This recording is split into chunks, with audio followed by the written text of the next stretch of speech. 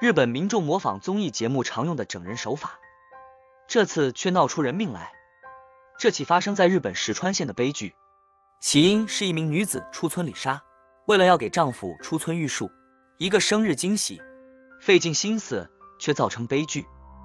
2011年8月27日早上，李莎找来6名友人合力在沙滩挖洞，设下陷阱，前后花了5到6小时，挖完了一个深达2.4公尺、宽2.5公尺深的洞穴。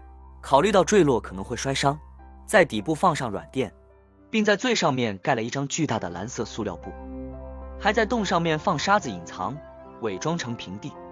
晚上10点，出村夫妇2人驱车来到了大崎海岸边，然后女子和老公一边浪漫散步，一边接近陷阱。老公似乎隐隐察觉，但假装不知。正当2人走到沙坑中央，突然唰的一声，塑料布坍塌了，2人立马落了下去。但是因为2人的脚被塑料布拖住，塑料布的另一头依然牢牢地固定在沙地里，2人像滑下去的一样，头部着地。沙坑的四周并没有进行加固，塑料布被扯下后产生的巨大震动，让沙坑四周的沙子开始崩塌。不一会儿，2人的上半身就被沙子完全掩埋，2人深陷在2.5公尺的沙坑里。他们的几个朋友拿着彩色拉炮躲在四周，听到2人的大叫，马上赶到了现场。在徒手挖沙45分钟无效后，几个人才选择了报警。医护人员到场处理时，夫妻俩已经被活埋2个小时之久。2人被送达医院后抢救无效死亡，死亡原因窒息身亡。案发后，6位友人和李莎小姐被起诉，罪名是海岸法的违反以及过失致死罪。虽然是妻子发起的这次挖洞，但是出于其已经殒命，检方选择了撤诉。